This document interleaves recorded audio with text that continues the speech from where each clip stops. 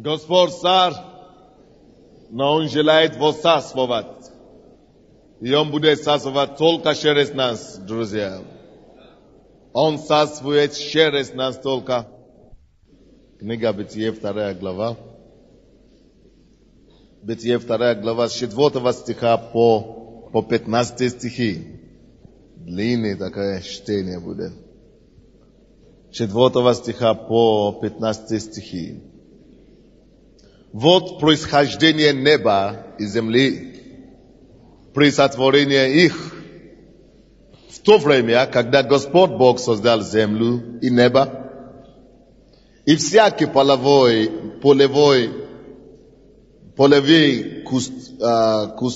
кустарник, которого еще не было на земле, и всякую полевую траву, которая еще не росла, ибо Господь Бог не послал дождя на землю, и не было человека для возделывания земли.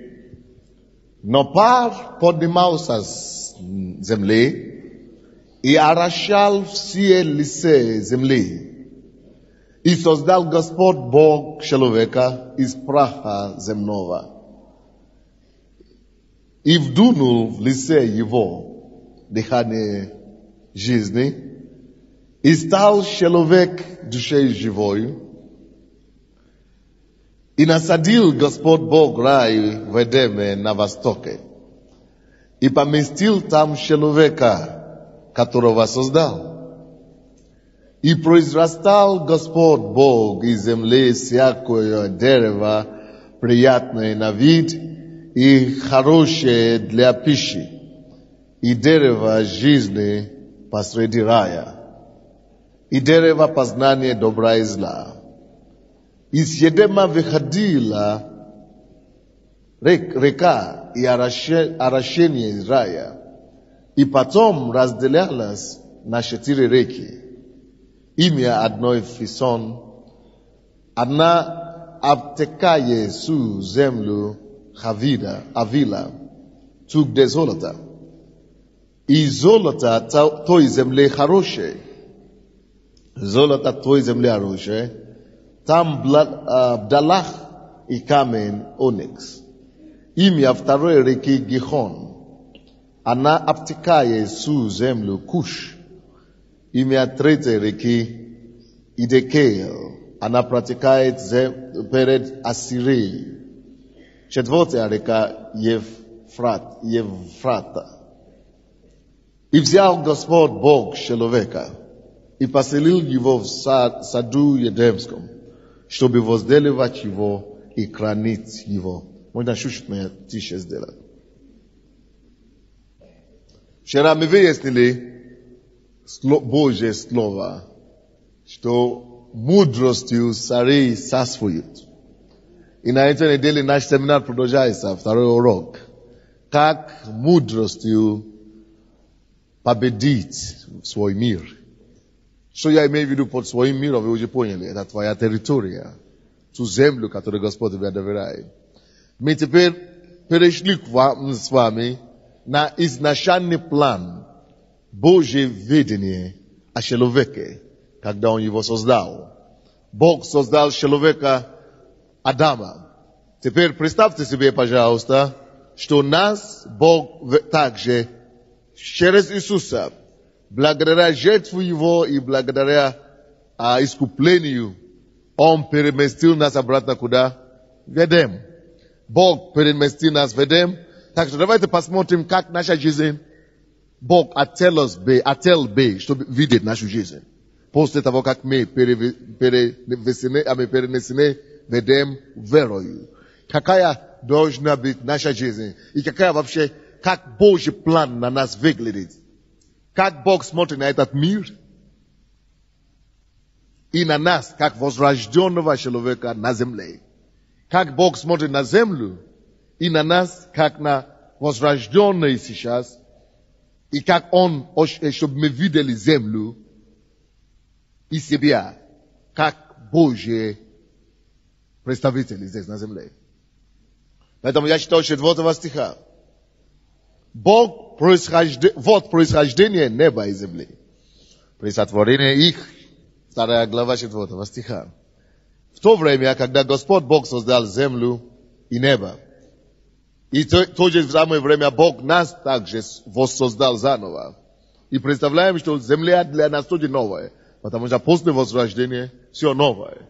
Написано 2 Коринфянам 5 глава 17 стих, что теперь все старое прошло, и теперь все новое. Все новое. Новая земля, новый я, новая у меня жизнь, новая реальность, новая земля, новый взгляд на жизнь. У меня совсем другой взгляд на жизнь. И буду поступить и смотреть на мир, как на что-то новое. Я начинаю свою жизнь по-новому. Новыми порядками, новыми законами, новыми требованиями и новые задачи, новые цели, новые успехи у меня будут. Вы хотите смотреть на мир вот таким образом, по-новому или нет? Вы желаете смотреть на мир вот так, по-новому или нет? И всякий полевой кустарник, которого еще не было на земле. Отметьте себе эту фразу. Посмотрите, обратите внимание. Вот земля, да, какая она была, 5 стих. И всякий полевой кустарник, Бог описывает нам кустарник полевой. И говорит, что, между прочим, чтобы вы знали, я описывал вам землю, какая она выглядит. И землю, кустарник, но ее еще не было. Но Бог уже описывает его нам. 5 стих, посмотрите внимательно. И всякий полевой кустарник, которого еще не было на земле. Он уже есть. Бог рассказывает его нам и говорит, его еще не было. Наша жизнь подобна на это. Есть место царствования для тебя, земля, территория, где Бог уже определил давно. И Он дает тебе бремя об этом направлении работы. Он подсказывает тебе разными способами, Духом Святым, свидетельством внутренним, через тяжести, через разные ощущения, через ощущения, чтобы знать, вот твое призвание, вот твоя территория. Но все это уже для Бога есть. Все это реальность для Бога. И твое царствование там, кустарник этот, уже кустарник большой. Это не начало, как мы называем, когда только растение растет. Это не росток. Нет. Это не семя. Нет. Это не листья маленькие. Нет. Для Бога это уже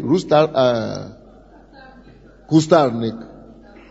Это уже кустарник. Это уже дерево. Это уже совершенный вид. Хотя его еще нет. Но для Бога это уже кустарник. То же самое ваша жизнь. Бог видит и приготовил в духовном мире совершенство вашего призвания. И Он знает, какую славу Он хочет увенчать вас. И Он хочет вас видеть. То, что мы с вами сейчас делаем, то, что мы сейчас живем, это жизнь, которая должна быть водимым Духом Святым, чтобы исполнить ту программу, которая уже совершился в духовном мире. Допустим, Притчи, 4 глава, 3 стих. Кто знает, что там написано? Мудростью устрояет дом. Так? Вы не... Хорошо, откройте. Притчи 24. А что я сказал? Прошу прощения. Притчи 24. 3. Не закройте бытие, не только что начали.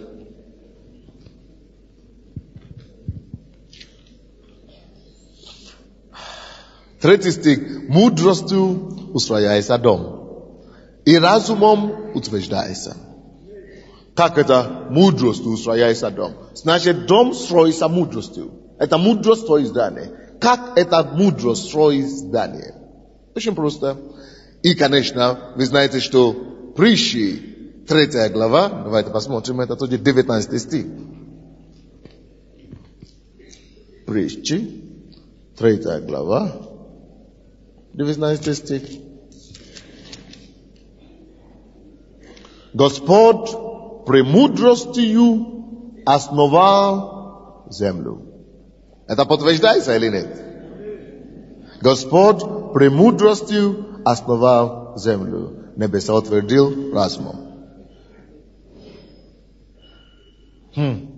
Мудростью устрояется дом. Мудростью устрояется дом. Мудростью Господь утвердил землю. Основал землю. Мудростью.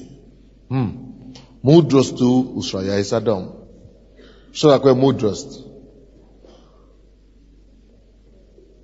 Возьмите кустарник, Бытие 2 глава. Кустарник полевой. Его еще не было, которого еще не было. Его еще не было, но уже кустарник.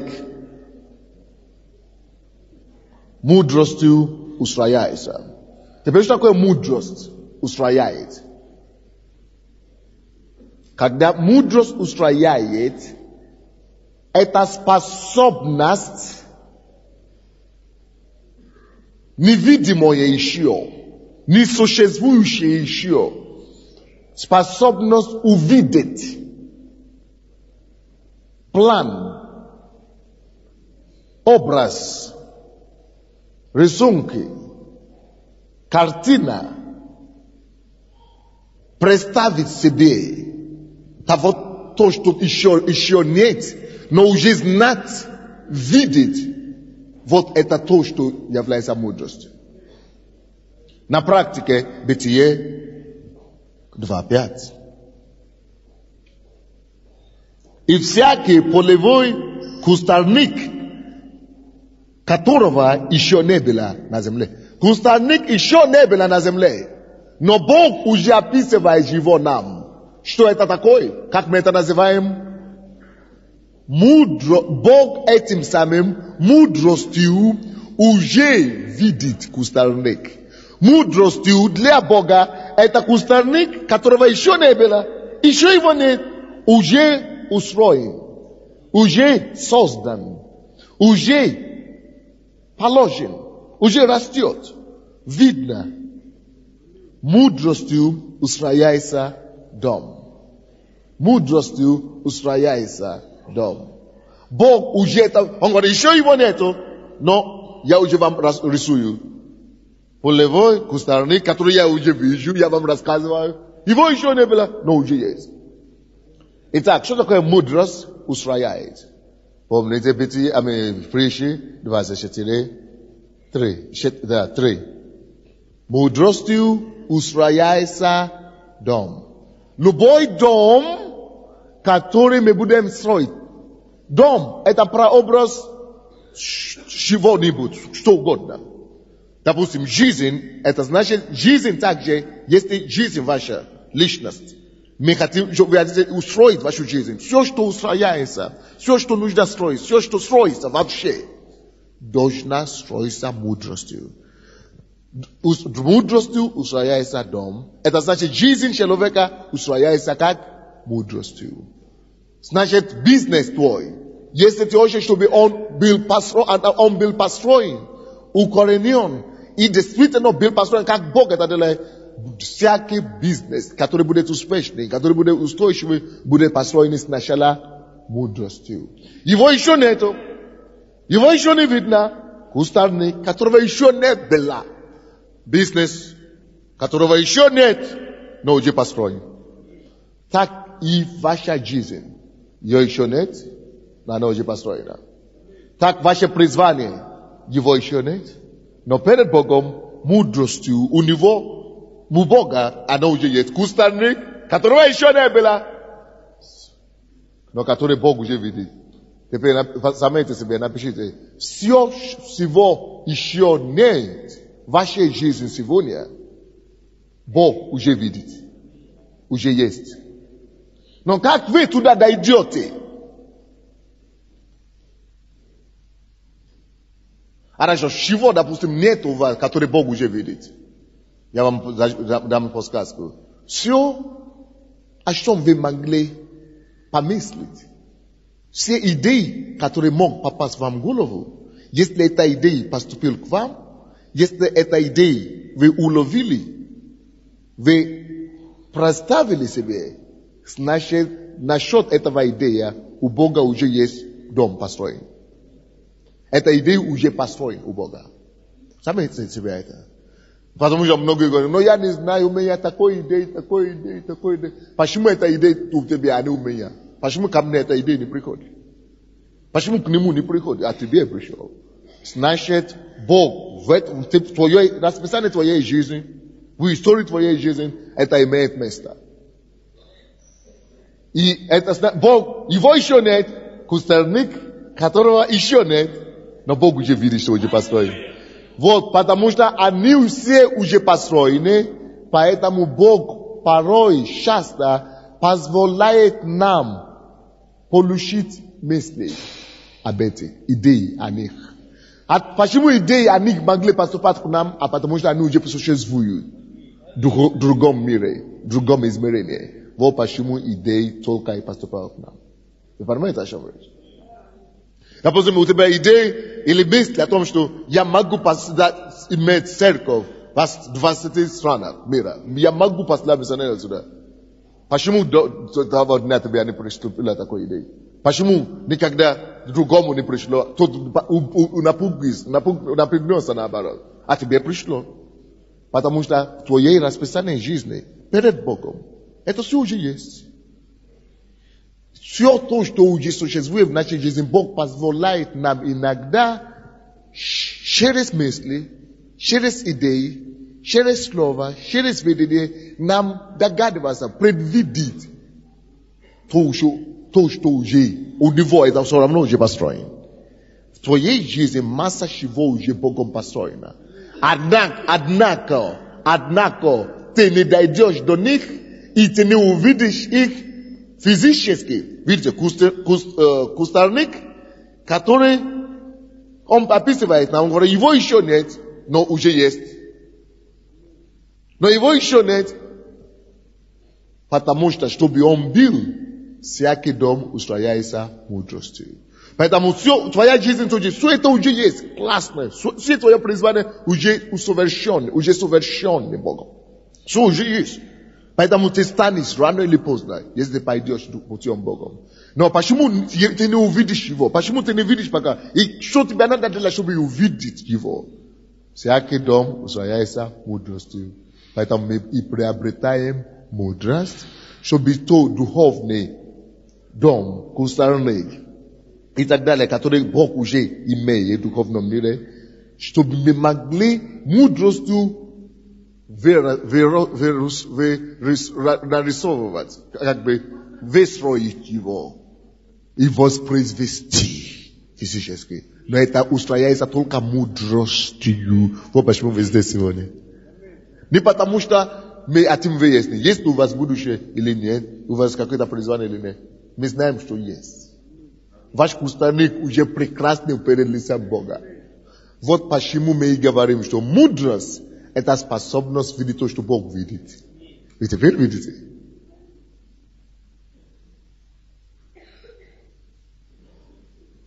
И это принести посольство через дело. Оно исполнение в реальность. Так что все идеи, которые у вас приходят о себе, это самое, если эти мысли Бог посылает к вам, поэтому мы молимся, чтобы выяснить волю Божию, чтобы знать это мысли, но что Бог хочет открывать нам. Как только что Бог открывает тебе, знаешь, что это для тебя, твоя графика уже есть. Вот почему мы должны быть люди сильные. Мы должны видеть, что то, что Бог открывается нам, это не просто так, это потому что это уже есть для меня. И поэтому мы должны быть людьми действия сразу же. Мы знаем, что нужно делать следующее, мы должны начинать исследовать, познанием постигать. И mudrostu prioritet. Mudrost prioritet. Щоб мудростю ми могли выстроить то, что Бог показал нам. Вы понимаете меня, да? Вот поэтому, когда речь идет о том, что Бог мудростью основывал землю, что это значит? Это значит, что Бог не просто проснулся однажды и говорил, да будет свет, и да будет земля, и да будет растения на земле, и да будет люди, да будет все животные. Нет. Это значит, что даже Бог, прежде чем Он основал землю, Он уже предвидел, что Он хотел. У него была эта картина. Он представил себе свет. Он представил себе землю. Он представил себе деревья. Он представил себе животные. Он представил себе эту красоту. Он представил себе этот мир и гармония. Он знал мудростью. Поэтому говорится, что даже Бог мудрость Он основал землю. Он видел, прежде чем Он воспроизводил. Он видел шаг за шагом, что будет. Он это все вырисовал у себя. И разумением человек утверждает его. Что это значит? Мудростью строишь, а разумением утверждаешь. Какая разница? Как это понять? Очень просто. Дело просто в том, что мудростью ты можешь увидеть то, к чему Бог тебя призывает. Мудростью ты можешь иметь представление. Божья мудрость может прийти к тебе, откровение Божие, идеи Божьи, сон, или, я не знаю, пророчество, или что-нибудь, может прийти к тебе, или просто мысли такой. Бог может разными способами тебя донести, что вот я хочу, чтобы ты стал таким. Но чтобы она осуществилась, разумение надо приобретать. Разум, знание. Видите, существует в духовном мире. Я вижу, я имею представление, кем я хочу стать. Но чтобы стать разумением, чтобы утверждается разумением, разумом утверждается. Что это значит? Есть архитектурный план, но оно еще не утверждено физически. Утверждается, что значит утверждено? Это значит, уже есть.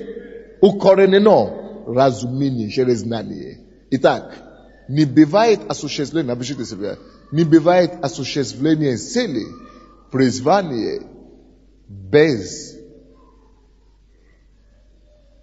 разума, знания. Так что многие говорят, что я хочу стать кем-то, и вы даже не думаете, чтобы поступить в университет. Представляете, допустим, Бог тебе открывает, что ты будешь спонсором Евангелия, ты будешь бизнесменом, ты будешь зарабатывать миллион. И ты знаешь это, ты принял это, что я буду бизнесменом и так далее. Это хорошо. И ты молишься, Господь, я буду это самое, я буду тебе служить, я тебе буду давать. И тебе даже не пришло на ум, что тебе надо поступить в университет. Какой ты недалекий все-таки. Никогда не утвердится эта идея, пока ты не приобретешь знание. Разумением только это утвердится. Поэтому, если ты работаешь где-то сейчас, найди заочный какой-то институт, университет, разных сейчас много, это самое, и приобретай разум, познание в этом направлении, которое тебе нужно. Вы видите, Бог может тебе дать талант. Так? Бог может тебе дать призвание.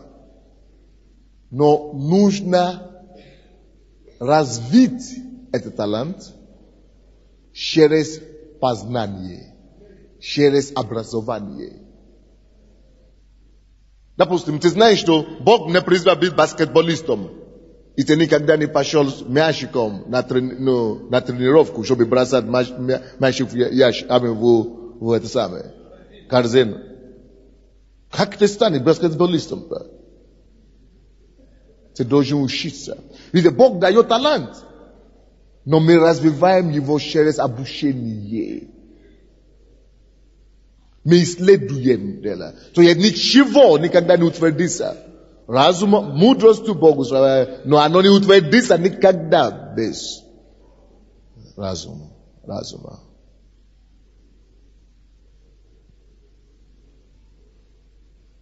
А что такое мудрость? Мудрость a еще абаз нашай, что не только видит то, что Бог видит, мудрость еще значит не только слышать, но и что делать, исполнять. Значит, знание о твоем призвании это еще ничего не значит. Но то, что тебя приведет от знания о твоем призвании к исполнению твоему призванию, называется мудрость. Пока ты не дойдешь к исполнению, осуществлению, ты еще не мудрый. Это еще не мудрый. Видите, всякий раз, когда говорится, что Бог мудростью основал землю, видите, это прошедшее время основал.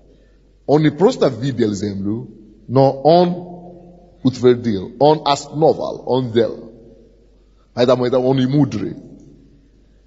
Поэтому это и мудрость. Итак, мудростью устрояется всякий дом. То же самое происходит. Это закон все еще работает. Допустим, кто из вас в курсе, что вот этот дом наш, атлетический манеж, он был построен дважды. Кто в курсе? Сначала он был построен мудростью главы и в разуме архитектора. Он видит то, что он хотел. Вы не поняли меня? Он видит конечный итог, даже до того, когда здесь еще были куста и так далее. Это то, что мы называем мудростью устрояется. Ты увидел. Вот почему мы учимся. Иногда он знает, что он хочет, но только когда он приступает к этому, все картины выстраиваются. Тогда все детали приходят, тогда все это самое приходит и так далее. Ни один дом не может быть просто построен, потому что ты просто взялся, начал собирать камни и цемент, и воду, и все. И ты думаешь, что дом уже строится. Нет.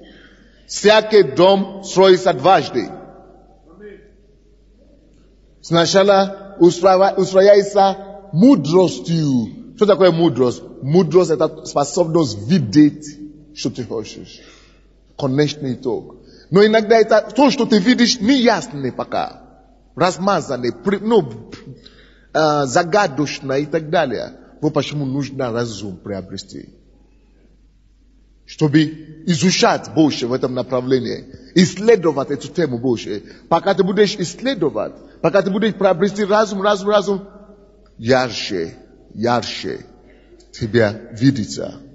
Ярче. Эта картина, то, что ты видишь, становится понятной. А ты знаешь, сколько комнат, а ты знаешь, сколько этажей, а ты уже знаешь, как это будет выглядеть. Ты уже не просто четко так это будет. Иногда Бог дает нам идеи о нашем призвании не готовом виде. Никогда он не даст не в готовом виде. Он просто тебе, как подсказку, чуть-чуть. Как идеи забросит тебе. Но он хочет, чтобы ты верою это ухватил. Потому что если бы он тебе уготовил все, показал, тогда это была бы не вера. А верующие, написано праведные, как будут жить? Верою жить будут. Это тогда Бог бы противоречил себе. Поэтому он никогда не даст тебе все готовое. Он тебе даст подсказку. Он тебе забросит идеи. Чтобы ты, или пророчество. Но ты еще не знаешь все до конца. Но ты поймешь, что да, это мое. Это то, что Бог мне призывает делать. Когда ты знаешь идеи, тогда Бог ожидает, чтобы ты начал исследовать Писание в этом направлении. Образование. Ты хочешь стать бизнесменом, чтобы ты приобрел знания в этом направлении, в Библии, но еще и в миру, потому что ты будешь миром общаться. Поступил в университет, колледж. У меня был водитель, два водителя уже так пошли. Они, думали, будем работать водителем, будем водить. И они начали со мной общаться. И они слышали эти проповеди, которые мы говорим. Они мне так сделали сюрприз приятный. Два водителя уже у меня уже поступили в университет. Заочно. Вот молодцы. Один знает, что у него призвание в области политики, и он пошел в факультет политологии. Молодец. Значит, он не будет водить суд жизни.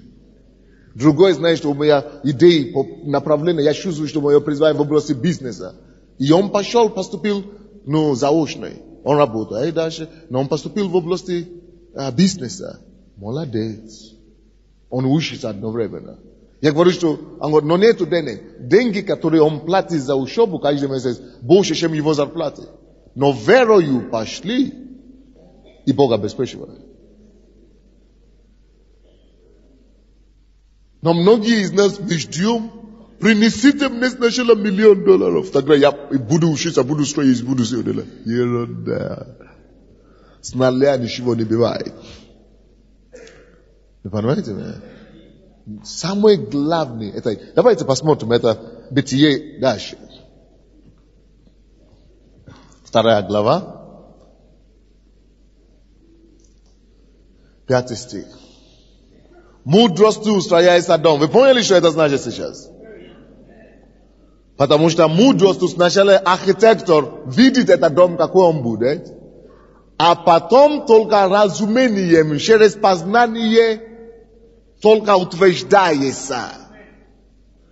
Построен, нарисован. То есть вы знаете, что вот этот дом сначала в архитектурном проекте было нарисовано, но это еще не значит, что он уже построен. Дай мне, пожалуйста, вот эти картины. Можно? Это в Израиле то, что планировали? Не важно. Давай, иди. Вот у меня, вот здание. Так? Это архитектурный проект, рисунок. То есть вы знаете, что несмотря на то, что это проект, уже есть проект этого здания, вот, уже готово. То, что это проект, уже есть все нарисовано, красиво, в картине. То, что это уже есть. Вы понимаете, что это еще не гарантия, что это здание будет построено. Теперь послушайте меня. У Бога ваша жизнь, ваше призвание уже вот такое красочное, построено, ваше призвание, Бог знает, и уже все вот так уготовил.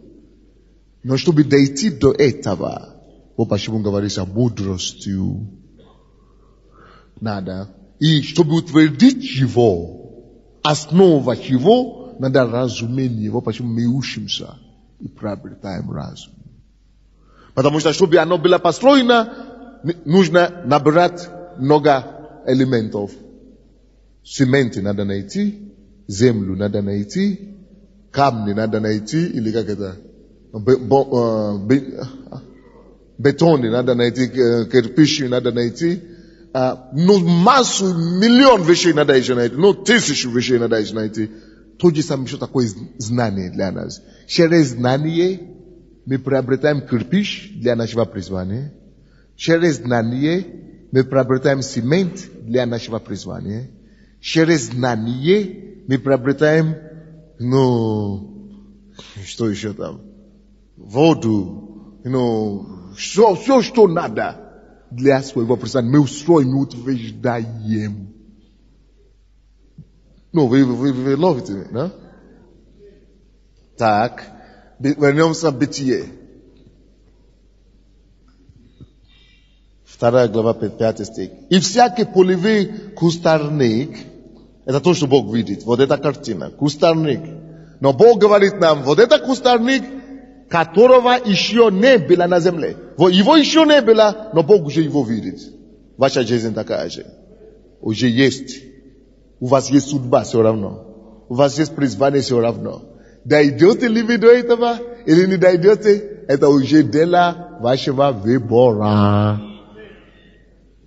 Потому что надо дойти только мудростью, через знание, разумение и утверждение. И работа. Которого еще не было на земле, так? И слушайте внимательно, и читаем дальше. И всякую полевую траву, которая еще не росла, так? Дальше.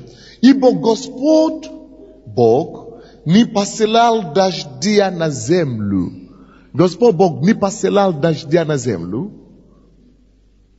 Почему же Бог не посылал дождя на землю? Поэтому она и не росла. Поэтому кустарник это и не появился. И полевая трава это и не появилась. Ибо Господь Бог не посылал дождя на землю, и не было человека для возделывания земли. Стоп. Кустарник это уже у Бога есть. Полевая трава уже у Бога есть. И Бог говорит, что Бог не посылает дождь. И потому что Бог не посылал дождь, кустарник это у Бога уже есть, но она не растет. Нету его физически. Потому что нету дождя. И Бог потом объясняет нам, почему нету дождя. Почему Он не посылает обеспечение, ресурсы. Почему Он не посылает деньги. Почему Он не посылает деньги на ваше призвание. Почему Он не посылает ресурсы. Почему Он не посылает вам помощи. Почему Он не посылает людей, которые могли помочь вам. Почему Он не посылает ресурсы все, которые вам нужны. Говорится, потому что для человека, где там? Потому что не было человека для возделывания земли. Из-за того, что не было человека, который мог бы... Земля уже есть.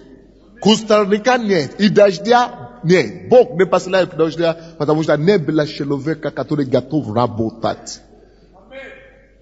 И трудиться. Потому что не было человека на земле для возделывания земли, Бог не посылает дождя. И кустарники не растут. А те они уже есть, перед Богом уже кустарник готов. Половая трава уже готова. Но Бог не посылает, потому что нет человека, который бы возделывал. Теперь послушайте внимательно. Есть место царствования, которое Господь готовит для каждого из нас. Там, где мы должны найти как свое место призвания и копать, и там быть головою, а не хвостом. Это место нашего призвания, которое Господь дал нам, у каждого есть. Чтобы мы были готовыми и сильными. Однако, вы слышите меня? Однако, пока не будет, Бог не увидит у вас желание и готовности, и не увидит конкретные действия ваши, направление развития этого видения, которое Он дал вам, вложил вам на сердце, в направлении работы вашей, труд ваш, в направлении возделывания, Он не пошлет дождь. И ресурсы не пошлет. Поймите, что у Бога есть программа. Руставник, или как называется? Как его? Полевая трава и что? Кустарник. У Бога была эта программа уже, готова. Бог хочет его произвести.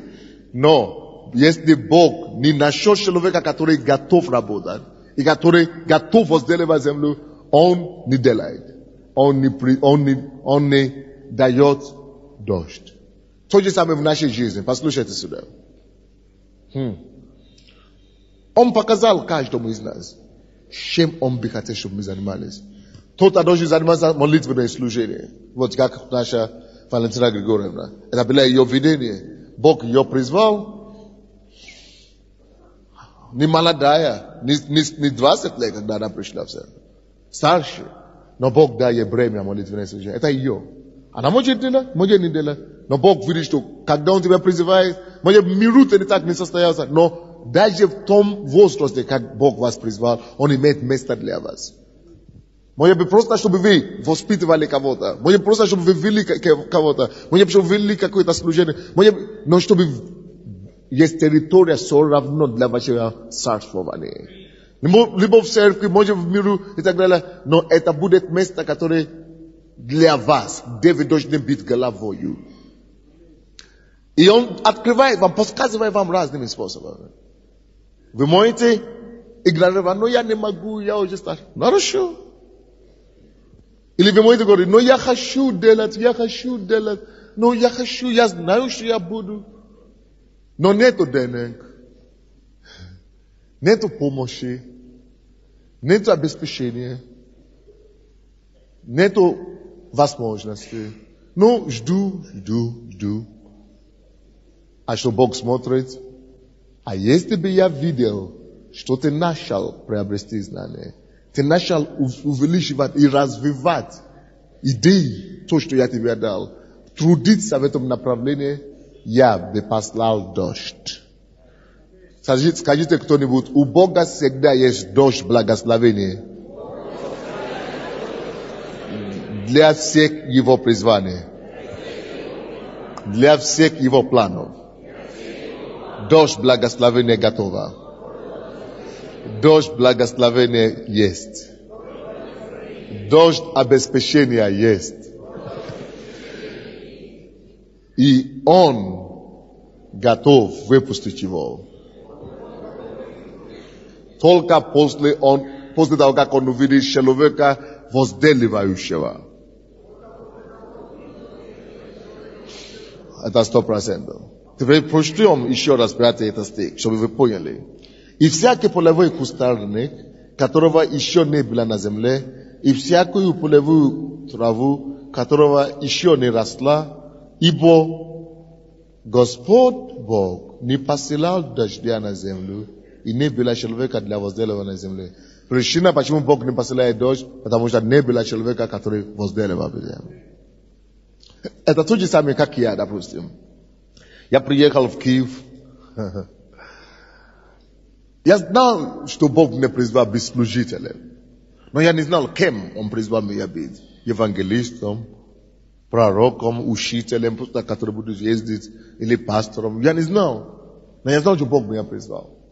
И я приехал в Киев с Беларуси, я там делал некоторые работы, и приехал сюда. И начал работать на телевидении. Потому что действительно, пока мы проходим процесс подготовки, даже когда мы уже знаем наши призвания, мы должны что-то делать. И я работал, и когда я приехал, только первый раз, Бог мне показал бремя за Киев. Но я даже не догадывался, что я приеду сюда жить. Я просто приехал как на экскурсию. И тогда я почувствовал, что, какая тьма, это был мрак жуткий над Киевом тогда. Я был уже верующим в 91 году. Но мрак жуткий, или 90-й год. Я знал, что здесь были какие-то церкви славянные, но это было еще хуже, чем Минск. Минск в Беларуси. Сколько туши, тьмы здесь было. Я говорю, Господь, подними, я начал молиться на улице, подними пастора какого-то в этой церкви, в этом городе, подними проповедника, подними человека, который мог бы изменить эту сферу. Просто я даже не знал, я жил в Беларуси, там у меня я учился, у меня было, я там, у меня было свое служение, я даже никогда не думал. Я так помолился и уехал обратно. Но в конце концов Бог меня сюда привел. И когда я сюда приехал, я даже не хотел уже быть пастором. Потому что я там был в Беларуси, начал первую церковь, Бог говорит, передай, я передал. Начал вторую, передал. И когда я уже приехал в Киев, я уже не хотел вообще. Я уже просто хотел ездить и проповедовать.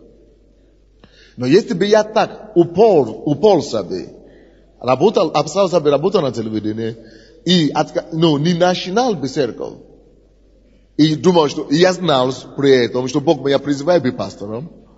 И я говорю, что я жду. Я не знал, кем должен быть. Я даже не знал, пастором или нет. Я просто знал, что Он меня призвал на полное служение. Я говорю, кем быть, что делать. Я жду, Господь. Ничего не будет. Но потом Бог мне начал говорить, начни церковь.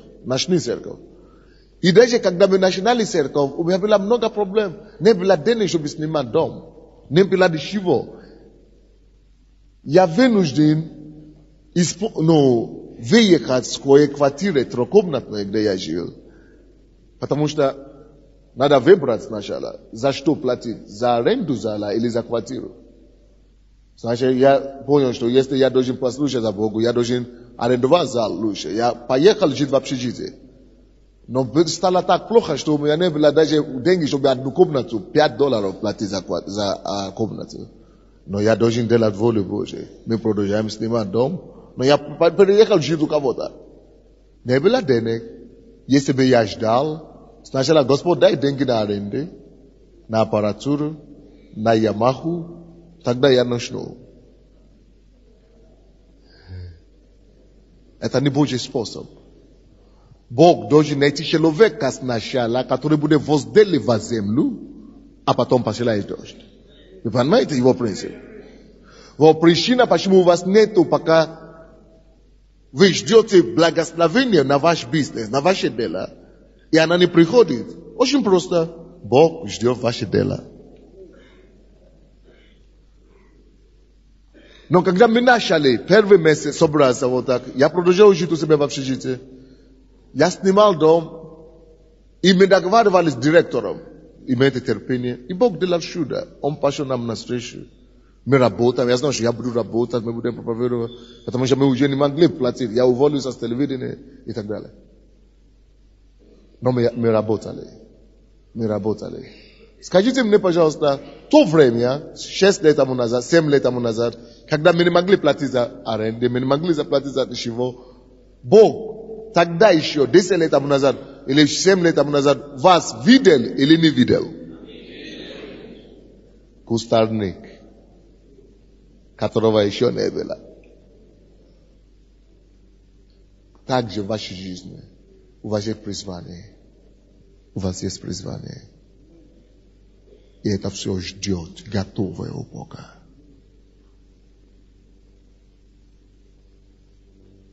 Но когда мы пошли трудиться в этом направлении, мы вложивали... Но я бы мог трудиться также и не дойти до этого места никогда в жизни. Допустим, мы начали первый месяц, первый год у нас не было столько людей. Почему? Потому что я работал. Мудростью Господь устрояет дом, но разумом Он утверждает его. Я, по мере того, как я приобретал разумение, по мере того, как я приобретал знание, по мере того, как я сам возрастал, по мере того, Бог расширял и увеличивал то, что мне призвал делать. И давал дождя.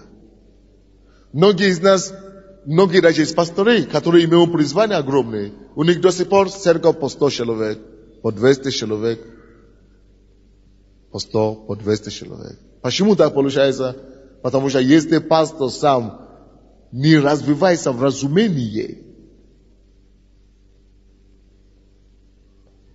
он сам притормаживает утверждение этого дела.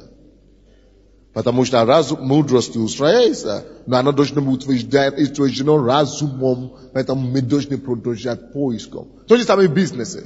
Допустим, вы бизнес, вы начали зарабатывать $1000 и так далее.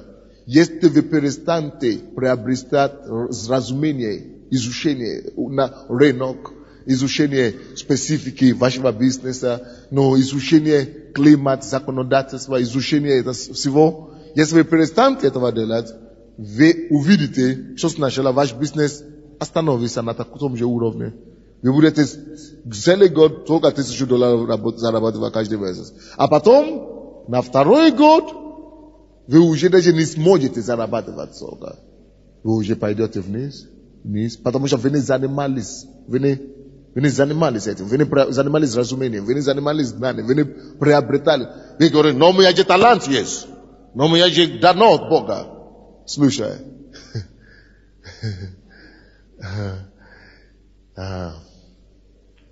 Посмотрите на наши женщины. Хорошие все. Если вы скажете, что вот, я же родилась красивая. Поэтому мне не надо не мыться, не расчесываться, и не краситься, не идти в госкосметику, даже ваш муж откажется от вас. Не получается. Не получится. Это плохой пример. Извините, женщины. Давайте другой возьму. Да, еще. Это практический пример. Допустим, боксер. Допустим, боксер, он говорит, но я же был 10 лет тому назад чемпионом мира по боксу, значит. Или по 100-метровку. Вот. Когда мне было 19 лет, я пробежал 100-метровку за очень быстро, 10 секунд. А мне сейчас 40, я пробегу, буду еще чемпионом. Не ходил на тренировку, не репетировал. А у меня же дано, природные данные, знаешь. Или я баскетболист, вот, Майкл Джордан, допустим. Я умею бросать. И мне дано рождение. И никогда не взял мяч, и не пошел репетировать на поле. Какой бы ни был талант прирожденный, если ты не будешь заниматься приобретением, разумением, в этом направлении увеличиваться, двигаться дальше, и у тебя не только все прекратится, но ты начнешь идти назад и деградироваться. Какой бы ты ни было дано от Бога, какой бы ни было призвание, какой бы ни было помазание, утверждайся разумом. Дом утверждайся разумом. Поэтому учеба абсолютно необходимая. Допустим, это то же самое, что кто-то говорит, Бог мне дал голос, природный голос. Хорошо, что Бог тебе дал природный голос, но если ты не будешь заниматься над этим, поставить этот голос, фильтровать или как голос. Если ты не будешь работать над этим, увеличивать раз, ты используешь это волю 2 года, 3 года, уже все, никуда не годится будет. То есть, ты не будешь 100% производительность. Все надо развивать. Все надо через разумением, через улучшением, через утверждением совершенствоваться в своем призвании. Вы понимаете меня? Итак, из-за того, что не было человека, Бог не дал дождь. Давайте скажем, у Бога всегда есть дождь для финансирования нашего призвания.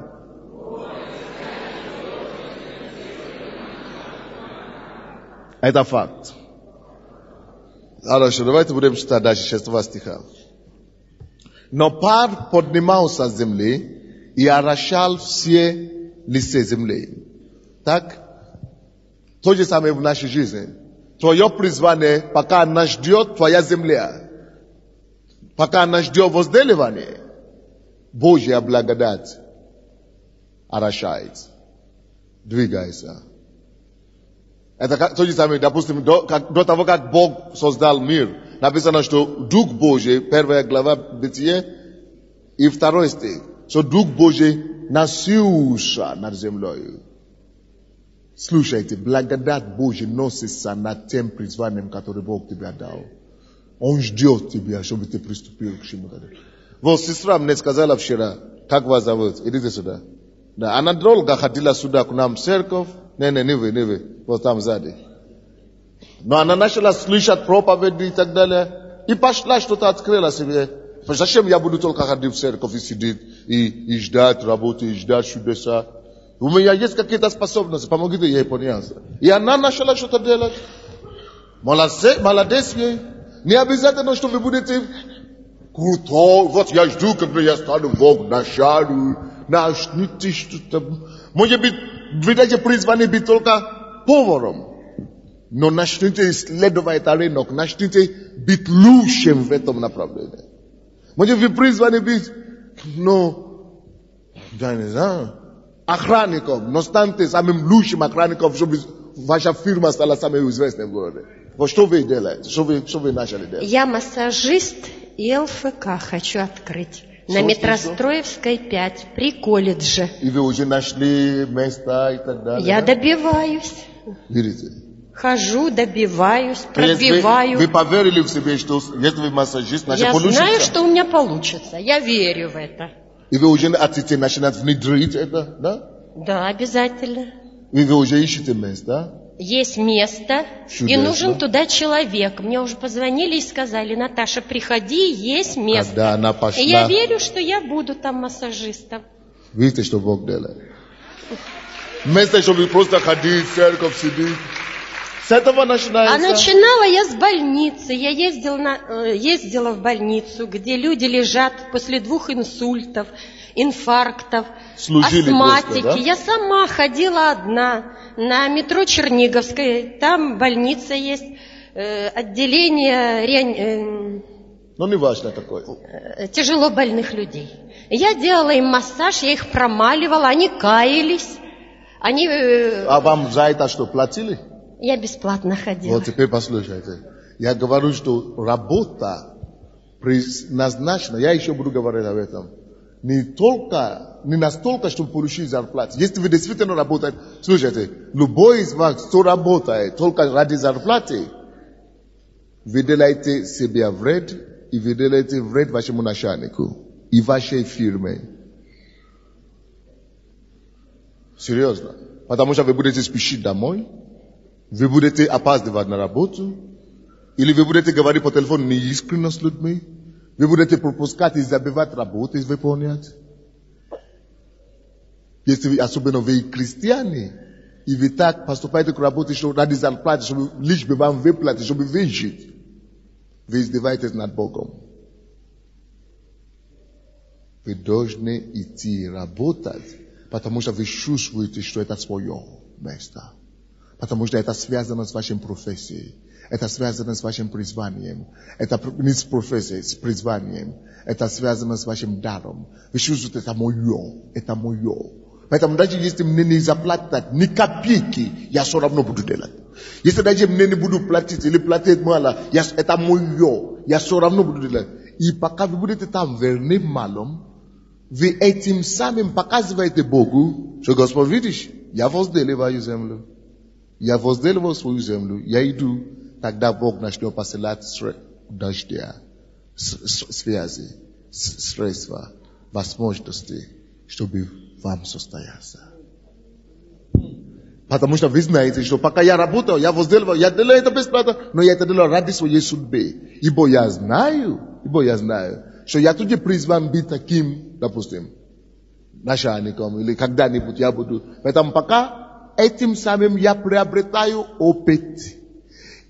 С одной стороны, внешний опыт у тех, у кого я работаю, но с другой стороны, я это делом, которым я занимаюсь, это работой, которую я делаю, я высвобождаю, реализую и тренирую свое призвание, реализую, выкладываю потенциал, который был скрытый во мне, заложенный во мне, я высвобождаю мою способность любить, мою способность работать, мою способность общаться правильно с людьми.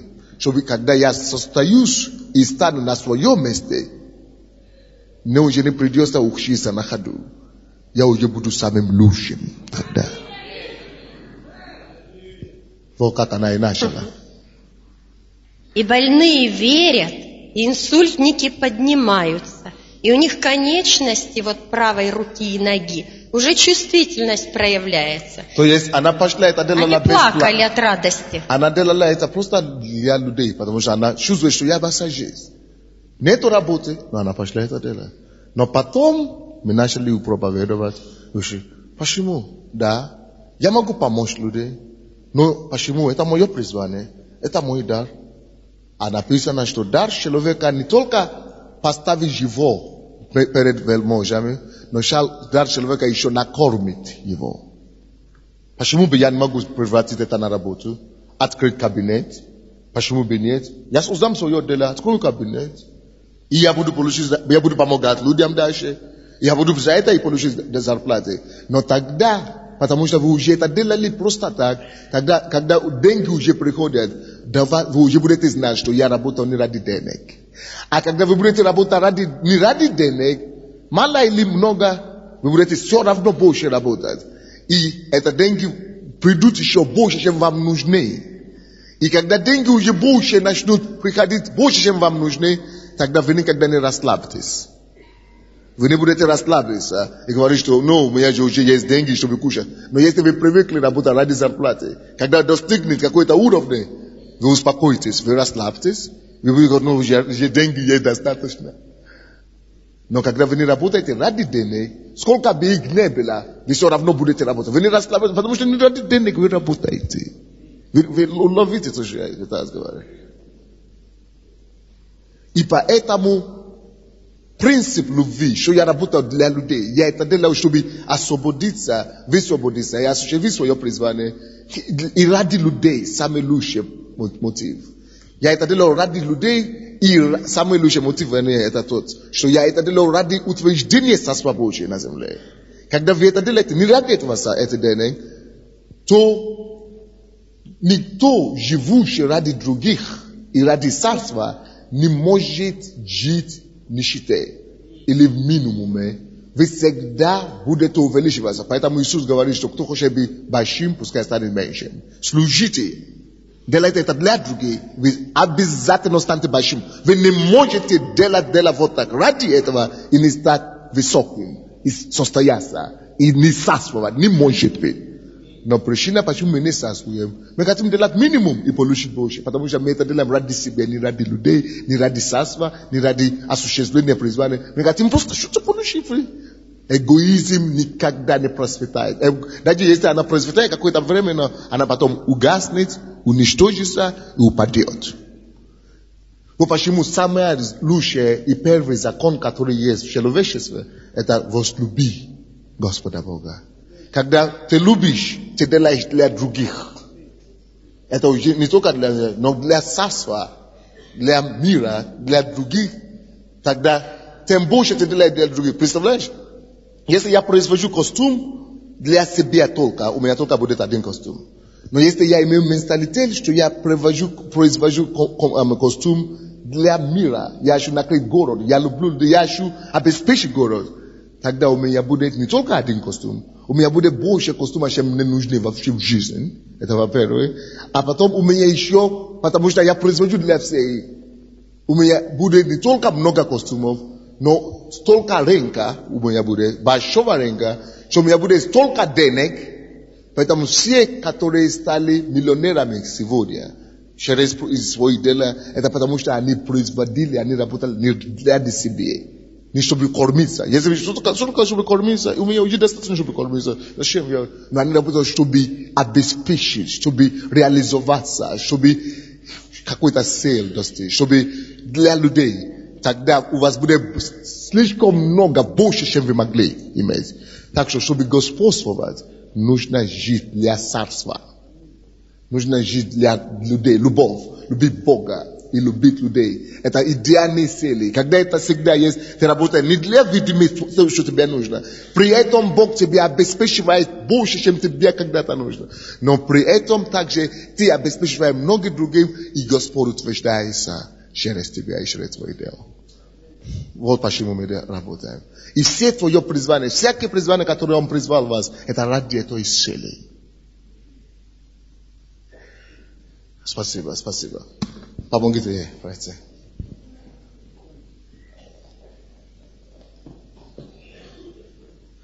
Так дальше. Но помните, Бытие, это 6 написано, но пар поднимался с земли и орошал все лица земли. Послушайте сюда и запомните это. То призвание, которое Господь призвал вас делать, пар Божий. Божий Дух носится над этой землей. Бог носится и ждет ваши действия, чтобы вы утвердили это все. Допустим, наше призвание спасать минимум 5 миллионов в Киеве. На Украине, прошу прощения. Дух Божий носится по всей Украине.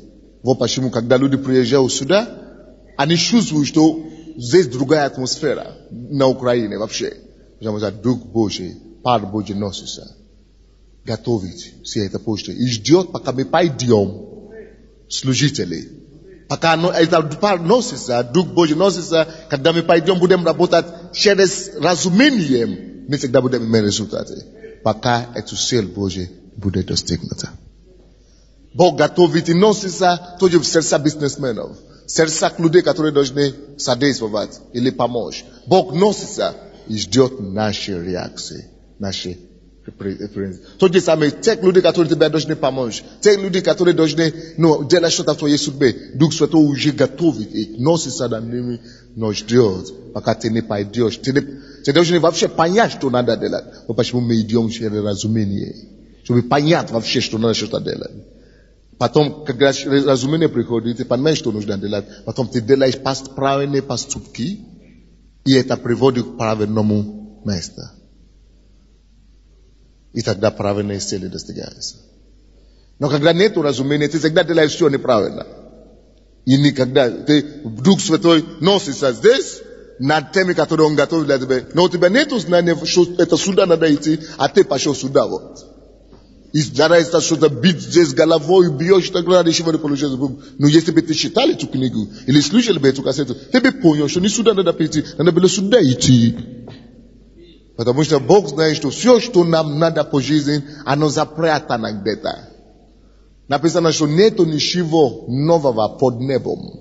Все уже есть на земле. Где-то лежит то, что тебе надо. Надо просто знать об этом. Раскрыть надо. Поэтому, допустим, некоторые Бог привел в этот семинар в этот день, чтобы вы пошли послушать. Да, допустим, кто-то не пойдет. А потом будет мучиться. Потом год пройдет. Может, потом где-то еще натолкнется на это. Может быть, уже не натолкнется. Дух Божий носится, поднимается с земли и орошается с земли. И что Бог делал? Пока человек не готов, все равно Дух Божий носится над всяким призванием. Над всеми призваниями, которые есть. Все равно Дух Святой носится. Хотя человек не готов. Но здесь мы видим, после определенного движения Духа Святого, все равно человек появился. 7 стих. И создал Господь Бог человека из праха земного, и вдунул в лице его дыхание жизни, и стал человек душой живой. Видите, человек уже появился. Значит, что Бог говорил в 5 стихе, пока человека нет, поэтому и нету дождя, нету воды. Теперь человек уже появился, и что мы видим в 8 стих? И насадил Господь Бог рай в Эдеме на востоке, и поместил там человека, которого создал. То есть Бог нашел свое призвание для человека и поместил его в призвание. Когда Бог приводит на покаяние, до нашего покаяния, до нашего возрождения, до нашего рождения даже, земля, которую мы должны были возделывать, уже была готова. Бог сначала готовил призвание вместо нашего царствования до того, как вообще Он создал нас. Это то, что мы читали сейчас. Все это уже было готово. А потом Бог нас привел и открывает нам, чтобы до нас дошло, что, я понял теперь, почему Бог меня призвал. Я понял, почему Бог мне тогда позволил иметь такое детство. Я понял, почему Бог мне позволил иметь такое образование. Теперь я понял, почему Бог мне позволил вел по таким путем по жизни. Это потому что такое призвание для меня.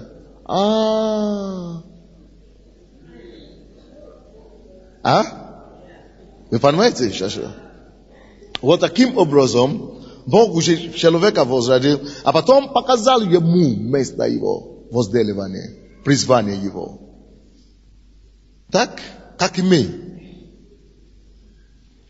Насадил Господь Бог, 8 стих, рай в Эдеме на востоке, и поместил там человека, которого создал. И произрастал Господь Бог из земли всякое дерево, приятное на вид и хорошее для пищи, когда дерево, когда человек появился. И дерево жизни посреди рая, и дерево познания добра и зла. И 10 стих. Из Эдема выходила река. Не было же дождя. Но когда человек появился, река появилась.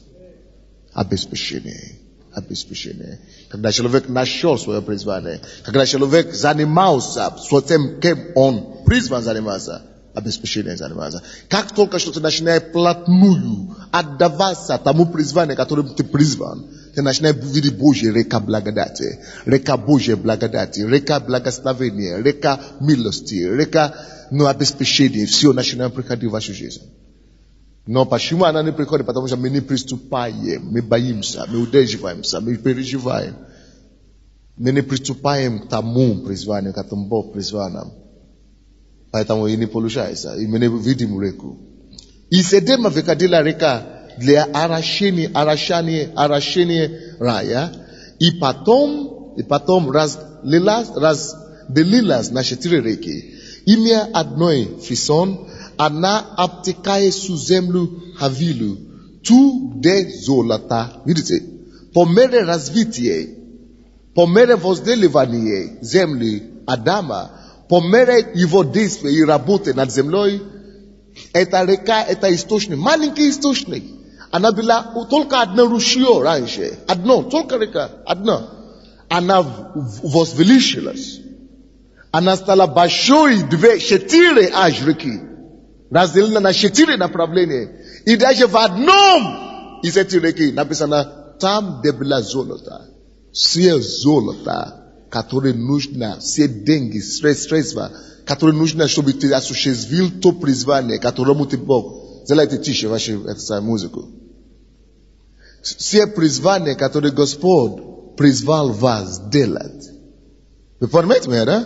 Он золото уже поместил с вашим призванием. Скажите кому-то рядом с вами, Бог поместил золото в твоем призвании, в твоей земле.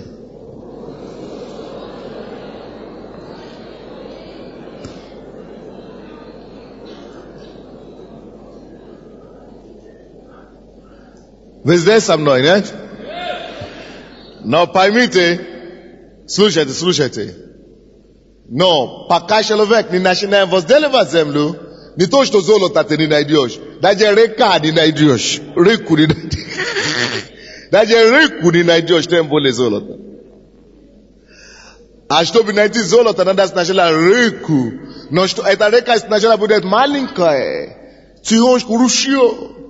Но по мере твоему посвящению, обогащению, разумению, знания, эта река разделится, ручье пойдет по разные направления. И тогда ты только дойдешь до золота. Кто-нибудь здесь со мной? Или сложновато слишком? Нет? Мы же говорим о том, как через мудрость завоевать свой мир. Золото где-то скрыто в той земле, которую Бог тебе призвал. Допустим, когда я стал проповедником, я никогда не знал, что у меня будет что кушать через слово. Я просто хотел слушать за Богу. Поэтому я уволился с работы, я просто пошел в общежитие. Я был готов жить в общежитии всю жизнь. Ходить пешком по Киеву всю жизнь. Но я никогда не знал, что обеспечение Божье есть в всяком призвании. Всяком. Поэтому, допустим, для пасторей, ладно. Еще при Моисее Бог говорит, что левитам вашим даю десятину, да? Но то же самое, даже если вы массажист, там Бог поместил уже обеспечение. Клиенты, которые будут платить, Бог уже знаете. То же самое, допустим, молитвенное служение Валентина Григорьевна. Когда она начала, извините, я секрет маленький выдам. Когда она только что начала служить служение в церкви, она же не пастор, она не получает зарплату за это. Просто служит. Надо заплатить за квартиры, она же не работает пенсионерка, квартиры дорогие, надо делать. А потом какие-то люди начали за нее приходить. Но давайте будем давать деньги и будем платить зарплату. Хорошо. Мы можем благословить, но это не твое, не ради зарплаты. Но когда Бог начал ее благословлять, Боже, она начала заниматься служением этим. Возделывать землю, короче. Теперь это она мне каждый месяц благословляет. Видите, какая разница? Возделывание твоей земли есть золото для тебя. Если ты еще не получаешь, ничего не получаешь, ты делаешь все. Либо это не твоя земля вообще, это не твоя территория, это не твое призвание, это не свое дело. Либо если это ты свое делаешь, и нету ничего, и ты знаешь, что это свое, это потому что ты еще не докопал. Помните, река сначала пойдет как ручье маленькое. А потом только через какое-то время она станет в 4 направления. И в одном из них будет золото. Но не только золото есть, то призвание, которое Бог тебе доверяет. Деньги это еще не все. Но кроме денег, нужно тебе еще счастье, мир, покой. Давайте будем читать дальше. Имя 11 стих. Так, Фисон, она обтекает всю землю, Авила, тут где золото. И золото той земли хорошее, видите? Бог даст тебе все достаточно хорошее, чтобы хватило во всем. Там доллар и камень оникс, драгоценности другие, кроме золота, кроме денег. Когда ты находишься в ее призвании, там твоя радость, кроме денег. Деньги это само собой только чтобы обеспечить физические потребности. Но кроме денег есть вещи, которые дороже еще, чем золото. Есть оникс, доллар, есть драгоценные камни, радость, мир, удовлетворение, счастье. Вот это все. Когда ты утверждаешь Божье призвание. Ой-ой-ой. Как не призывать вас, чтобы вы действительно послушались Богу и начали делать то, к чему Он призвал? Но как убедить, как донести, как поощрять? Вы можете говорить, но если я дам сейчас это дело, у меня ничего не останется, я боюсь. А Бог что, Он умер? Он верен своему обетованию. Начни возделывать, и дождь пойдет, река пойдет, река обнаружится.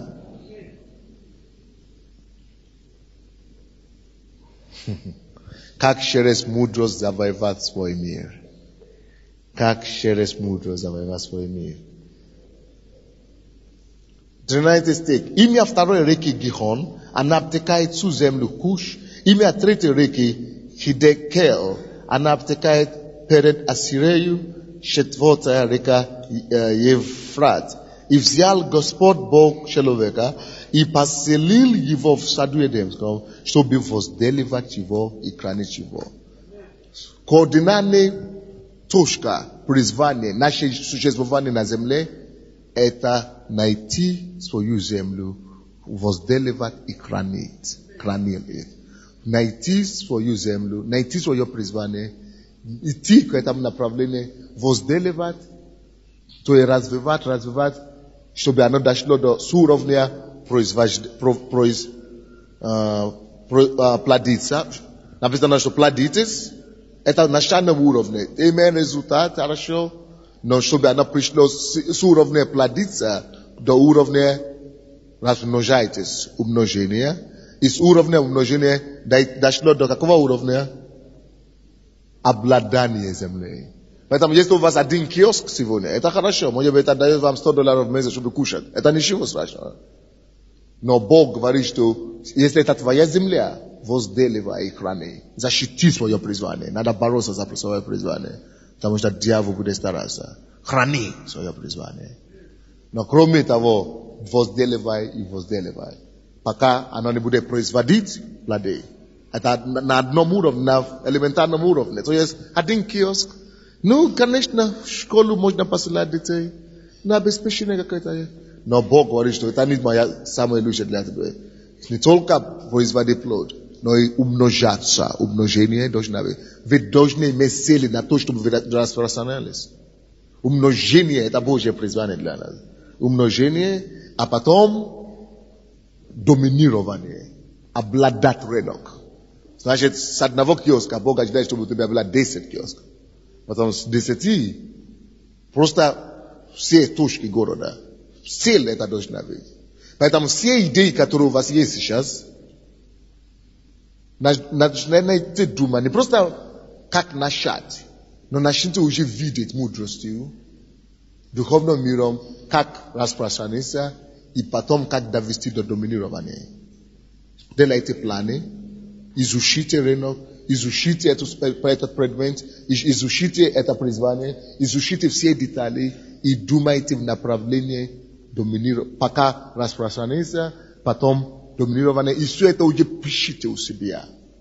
Допустим, мы говорим о призвании на 5 миллионов человек, как наша церковь. Это для Украины. Но для мира у меня тоже уже разработано это дело. Это уже другая цифра. Но будем говорить об этом цифре после того, как мы хорошие сделаем здесь. Аминь. Но во все направления есть людей, тоже есть свое такое направление. Вы должны найти свою территорию. Должны довериться Богу за это и идти на захват, короче. Теперь я хочу доказать вам, почему это все нужно. Почему это все нужно. Когда Бог спас нас, только наш дух был спасен, так? И именно в духовном мире, именно нашего духа, Он поместил в Эдеме. Когда человек был в Эдеме, он был совершенный, у него не было проблем греха тогда, и не было проблема разума. Он общался с Богом, поэтому он мог делать невероятно великие вещи. В 19 стихе, давайте посмотрим, что делал человек.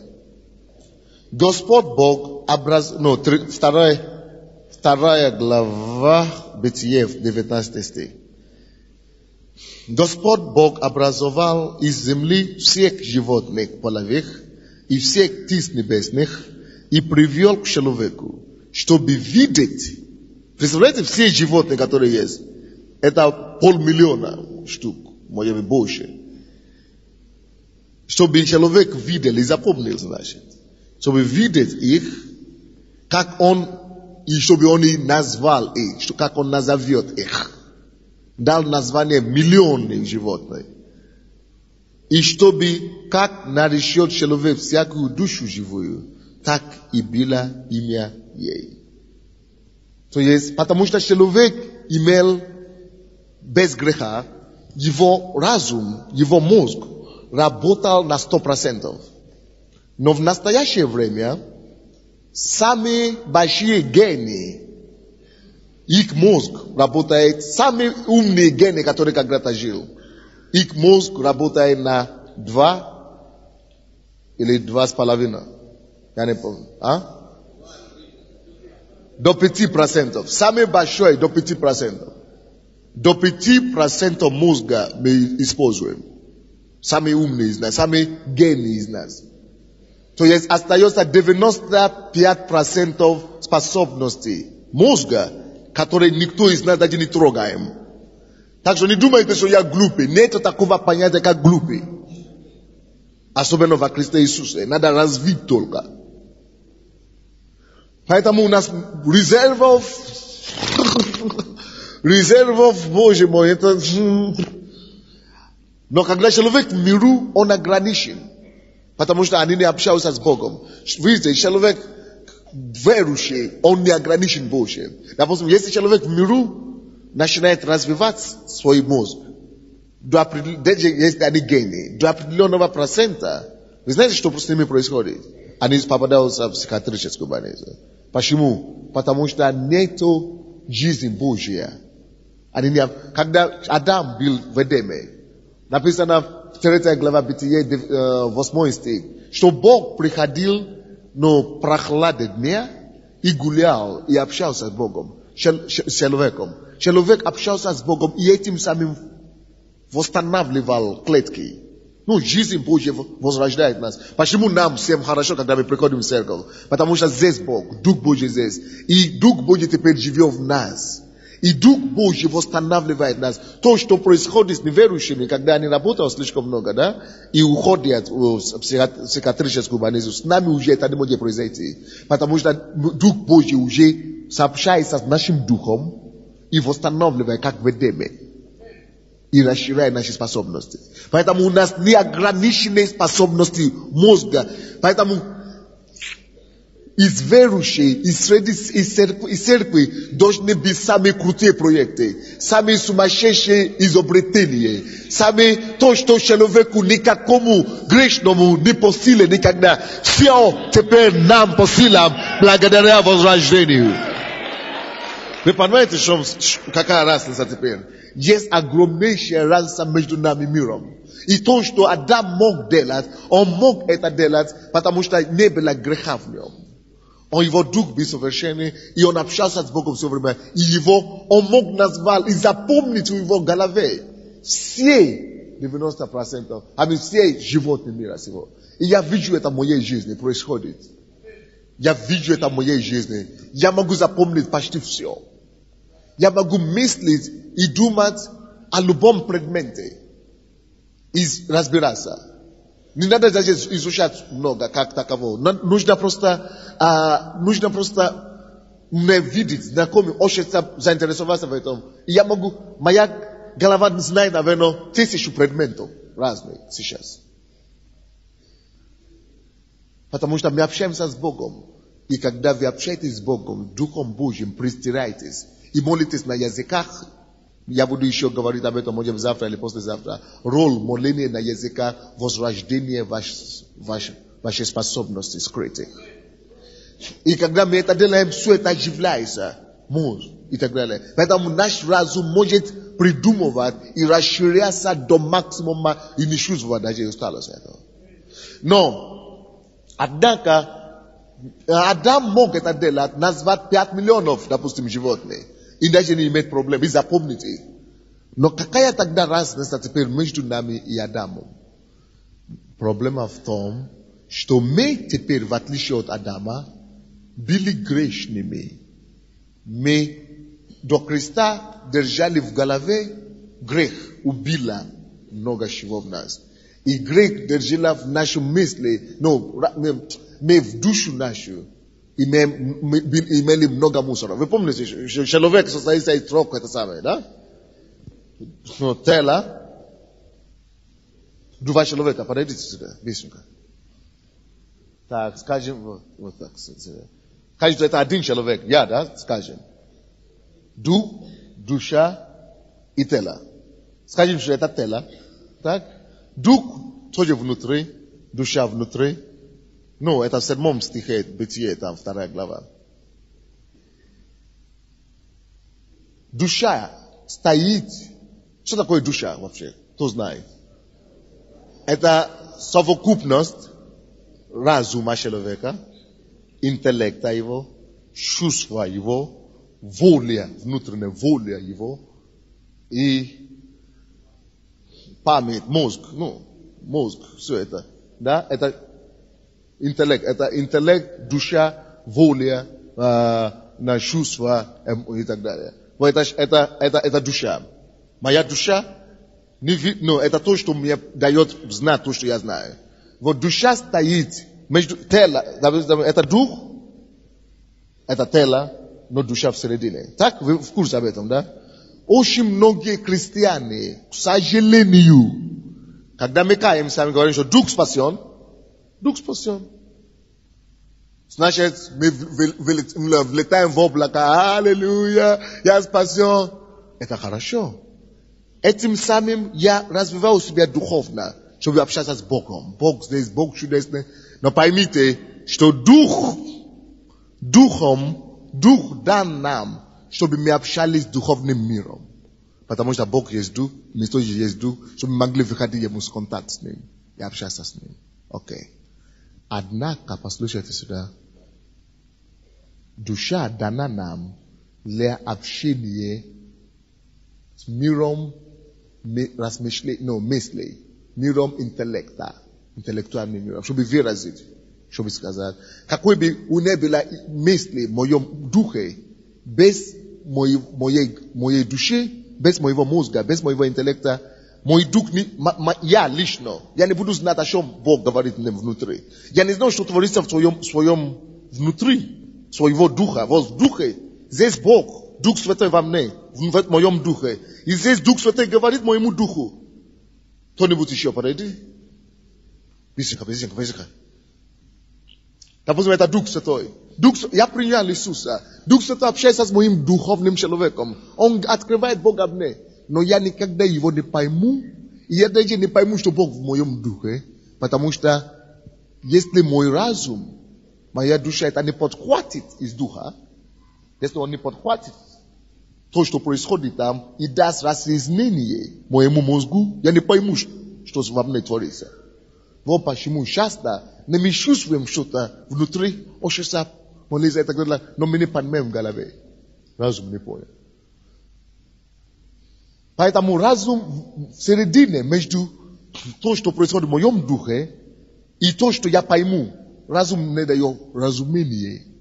Душа мне дает понять, что происходит во мне с Богом. И разум также дает сигнал. Все то, что творится во мне, разум дает сигнал моему телу. Если разум не скажет, голова не скажет моему телу, я хочу внутри славить Господа, но пока разум не пошлет информацию мозгу, мозг не пошлет информацию телу, так я бы не поднял бы руку, чтобы славить Господа. Мой дух хочет, я рыдаю, я плачу, я чувствую, что томится дух, что-то происходит, что-то мне не хватает, что-то... Ну, люди в мире говорят, что душа болеет. Почему они говорят, что душа болеет, и они не поняли, что это Дух Святой с ними общается, потому что они не развиты, их разум в этом направлении не развит. Они не обучены словом. Вот почему разум, это самое центральное. Допустим, что такое дух? Дух – это жизнь. Если духа нету, человек мертвый, тело и душевно. Дух – это самое главное, это жизнь, это ядро, так? Но и жизнь это общается с жизнью Божьей, Духом Святым, когда мы спасены.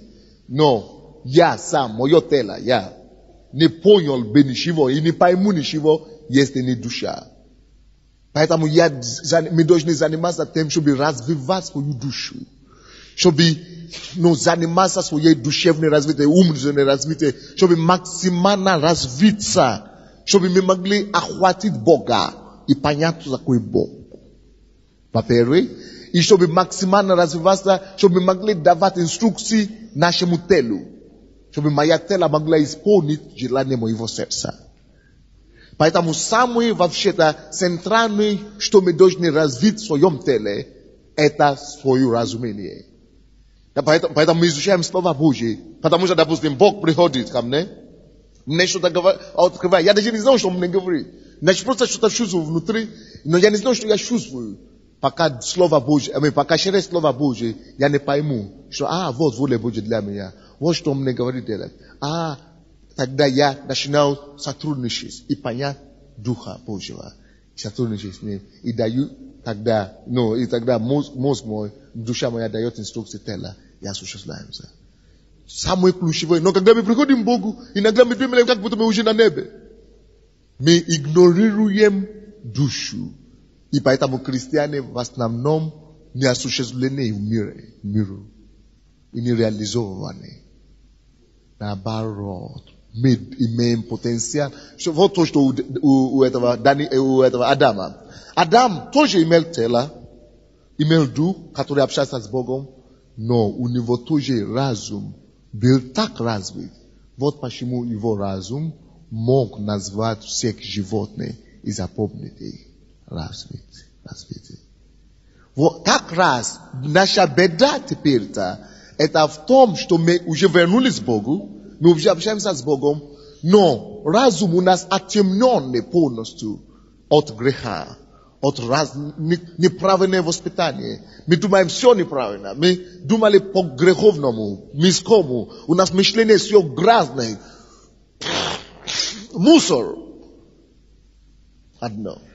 Поэтому, когда мы уже спасены, тело остается такое же, не надо ничего там делать. Но душа, она совсем противоположная той жизни Божьей, которая в духе уже произошло. Поэтому мы должны учиться. Поэтому мы приобретаем познание Бога в душу, чтобы знанием Божьим обновить свою душу. И общение с Богом. Вот почему мы молимся. Вот почему мы поем и танцуем, чтобы дух наш, внутренний человек, мог возрастать над душой и над телом, чтобы мы могли быть чувствительны к Богу в своем духе. И когда мы изучаем о Боге, тогда Дух Святой, наш разум понимает, что мы делаем. Поэтому мы проповедуем, поэтому мы, чтобы получать, допустим, объясню вам, что-то такое. Кто когда-то получил откровение из Библии? Вы читаете Библию, просто дошло до вас. Я вам скажу, слушайте сюда. Я вам скажу, что это не разум получает откровение. Это Дух Святой открылся вам. Я вам докажу. Как? Откуда я это знаю? Потому что когда откровение приходит к вам, может быть, вы это место Писания уже читали 10 раз раньше. Но когда это просто открылось вам, вы уже поняли, теперь слушайте сюда. Теперь попробуй объяснить третьему человеку. Ты начинаешь ему объяснить, говоришь, да, я понял. Но ты видишь, он не понял, что я говорю. Но он не понял. Потому что даже тебе, даже иногда тяжело до конца объяснить все то, что ты понял внутри. Потому что то, что Дух может охватить миллион раз больше информации. Ты просто знаешь внутри то, что ты понял. Но слова у тебя не хватает. Потому что душа не развита до уровня духа, чтобы рассказать и передать все то, что почему надо развивать души. И заниматься этим. Дух-то может общаться с Богом, но ты никогда не будешь знать, что Дух делает. И говорит, пока твоя душа Бога и в твоей профессии не будет развита.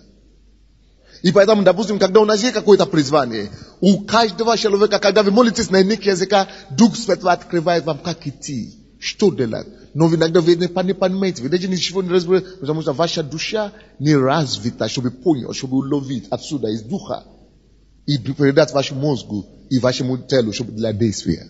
Вы не поняли, вы молитесь на иных языках, ничего не поняли, вы считаете Библию, не поняли. Потому что не развита душа до конца. То же самое в направлении профессии. Допустим, ты призван быть врачом. И ты спасен, ты спауса или бизнесмен. Но ты не развивал твою душу в области врача. Ты даже не ты призван быть врачом, да? Верующий. И ты пошел поступить, вы знаете куда? Библейскую школу.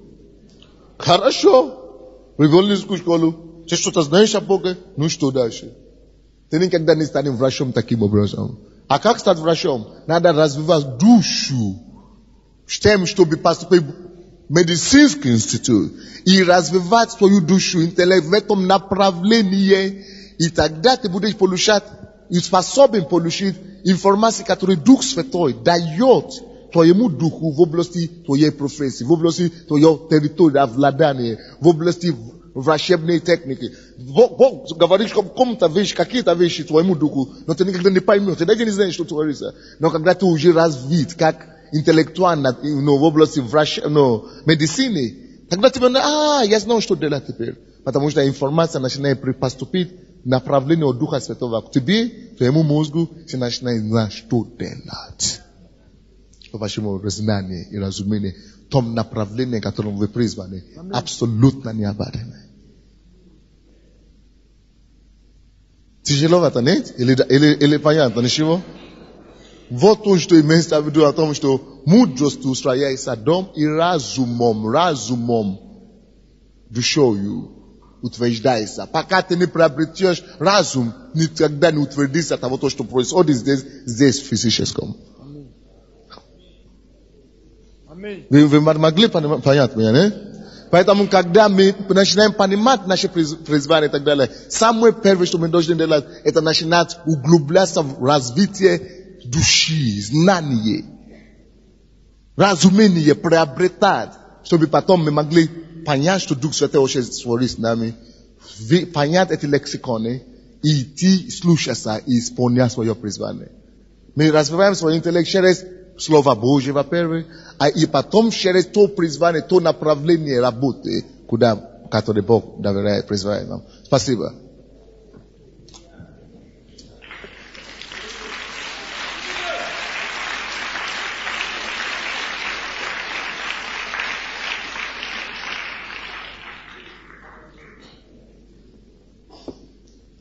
Так что между тобой и твоим успехом в жизни стоит душа, которую нужно развить. Чтобы ты мог дойти до того, чтобы, как Адам, назвать всех животных по имени. Вы со мной, не? Еще 5 минут или 10 минут закончим. Откройте, пожалуйста, со мной к Римлянам, 12 глава. Я это хочу подтвердить вам через слово. То, что мы говорили.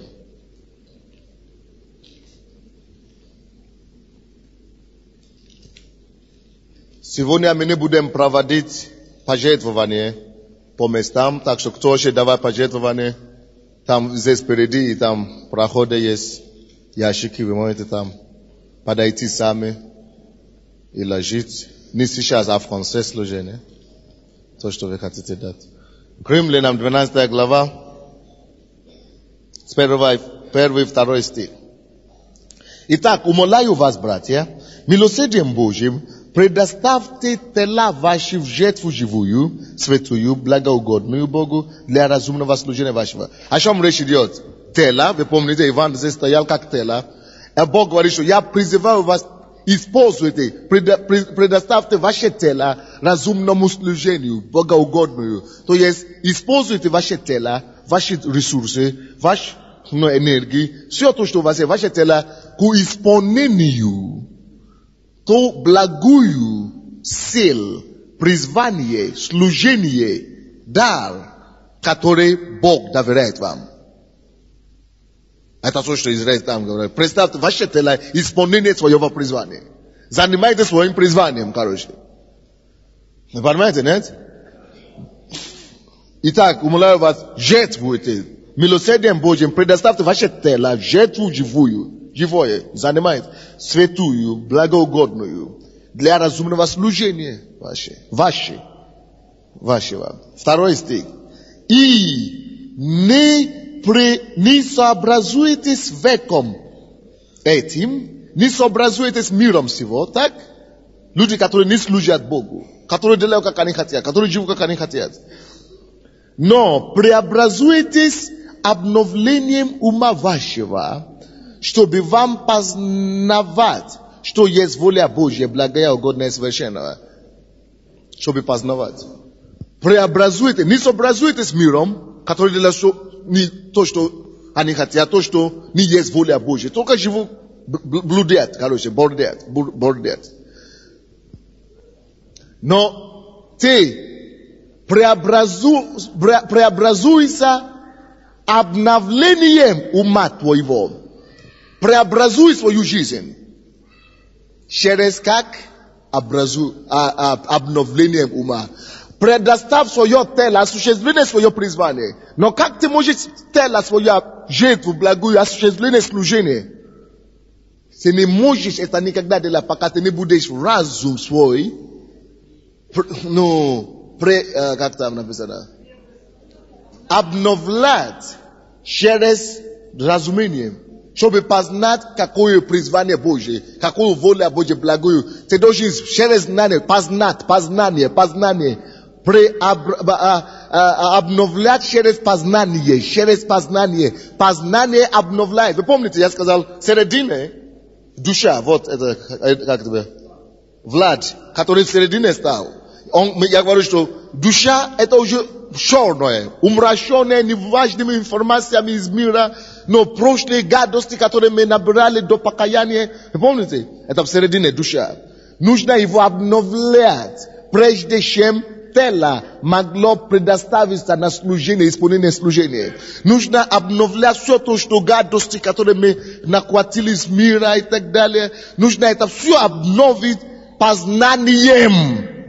Как мы обновляем наш разум? Это через познанием. Мы берем знанием в это направление. И этим мы обновляем того гадости, которое было. Мы выбрасываем. И когда мы это обновляем, тогда мы можем знать, мы преобразуем уже свою жизнь. Как мы преобразуем? Потому что теперь душа это способна духовным миром контактироваться. И это все преображает нас. И тогда наше тело может идти и делать то, к чему призваны. Так что нет преобразования жизни вашей. Хотя вы имеете призвание, да. Бог дал вам какой-то сил, да. Но преобразование, как таково, не произойдет никогда без обновления ума через познание. Твоя жизнь никогда не изменится отсюда, как оно есть. Допустим, тому, который Бог хочет, чтобы она была, к тому служению, призванию, цели, которые Господь уже наметил для тебя, пока ты не обновишь ум через познание. Тогда твоя жизнь полностью преобразуется, и это половая трава и кустарник, Кустарник, она появится. Кустарник появится, и ты состоишься, преобразовался, то есть негодного человека, и непростого человека, кустарник Божий, тогда и река, и все это. Только через познание, то, что есть воля Божия, и так далее. Вы со мной, нет?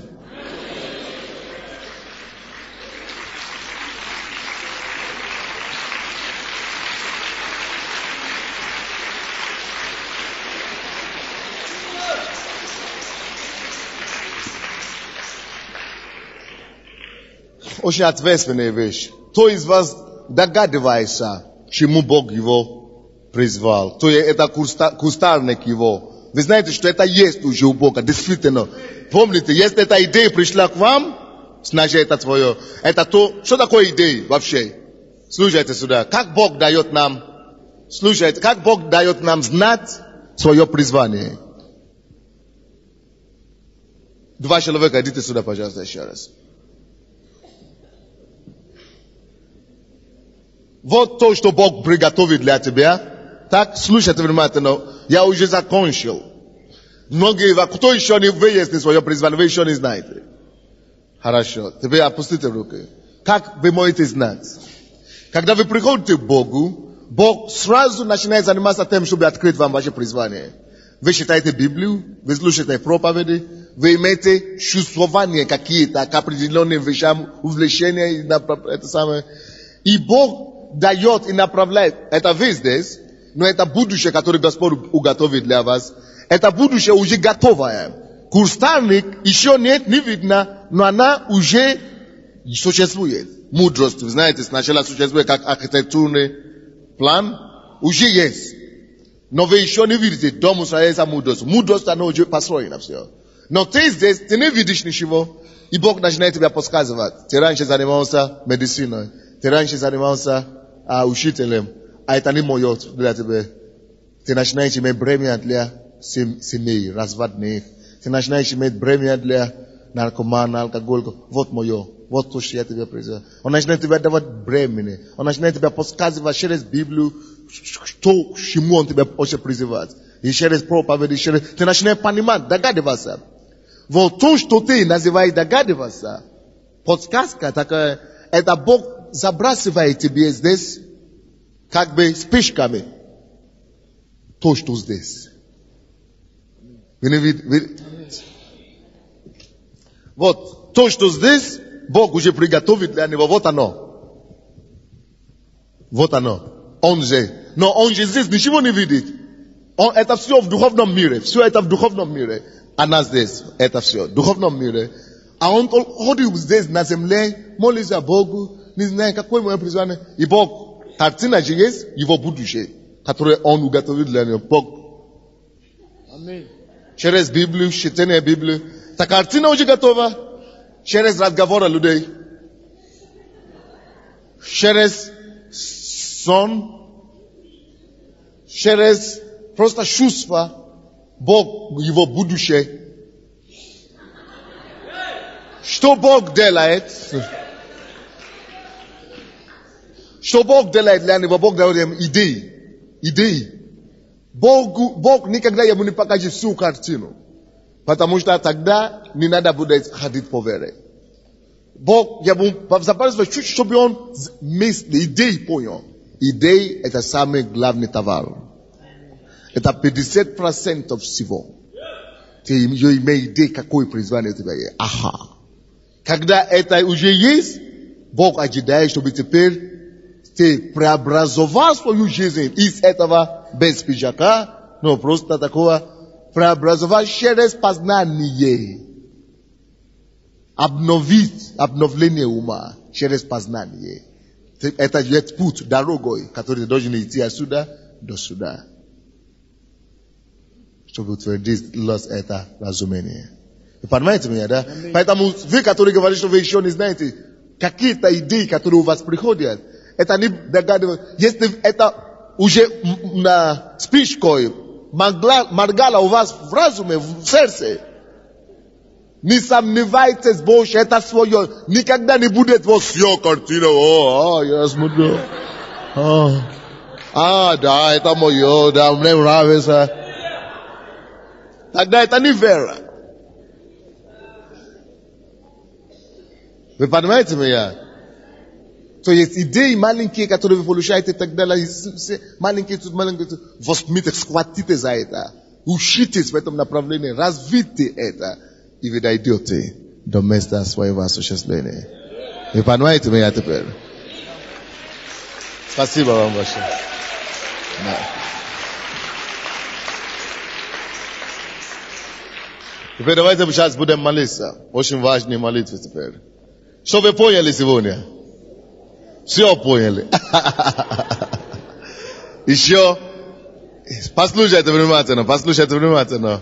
Еще завтра, среда, четверг, пятницу, а в субботу будет 2 часа, и вопрос будет такой: как найти финансы для осуществления своего призвания? Давайте станем, будем молиться. Поговорите с Богом и скажите Ему: Господь, я понял. Поговорите просто с Богом, поговорите с Ним. И отдайте Ему обратно это видение, которое Он дал вам. Вспомните свою жизнь, вспомните свое призвание, вспомните то, к чему Он призвал вас, и скажите Ему: Господь, я верю Тебе, Господь, что это будет расти. Я верю Тебе, Господь, что река и дождь приложится к этому всему. Я верю Тебе, Господь, что дождь будет. Дождь будет. Дождь будет. Дождь будет. Я пойду возделывать землю.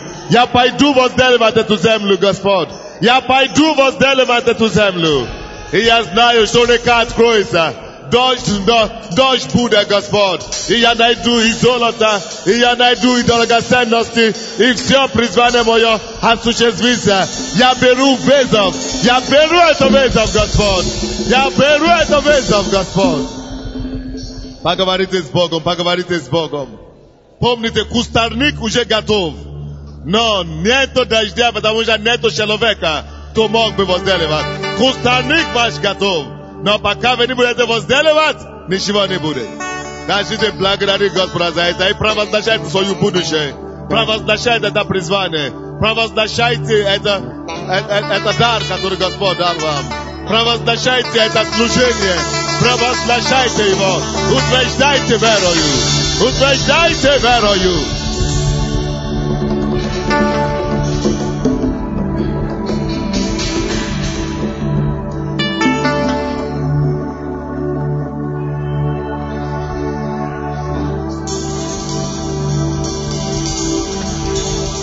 Поговорите с Богом. Отдайте свое будущее Богу. Отдайте все Ему. Потому что Дух Божий носится. Дух Божий носится. Дух Божий носится. Дух Божий носится над этим призванием. Дух Божий носится. Дух Божий носится. Орошает это призвание. Это призвание ждет тебя. Это призвание ждет тебя. Это призвание ждет тебя.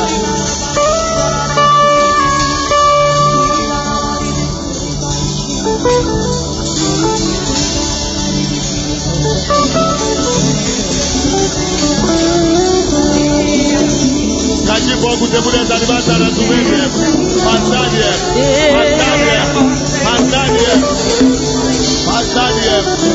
Скажи Богу, я буду заниматься познанием.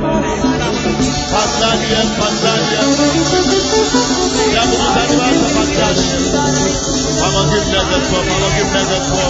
Поговорите с Богом. Я буду развивать, возделывать. Обновлять свой ум.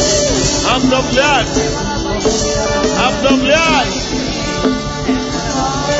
Yes.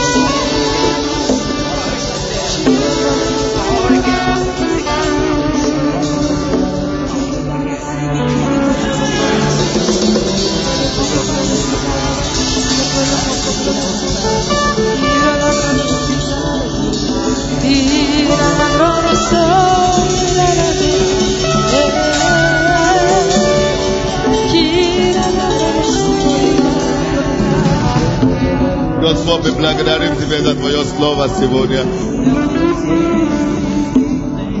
Спасибо за то, что мы имеем способность Адама. Ты поможешь нам, Господь, это развить осуществить и дойти до максимума и возделывать землю, которую Ты дал нам. Во славу Твою, Господь, мы отдаем Тебе свои члены, Тебе полностью. Возьми нас, обладай нами, Господь, когда мы отдаем Тебе в разумное служение нашего. Мы благодарим Тебя, Господь.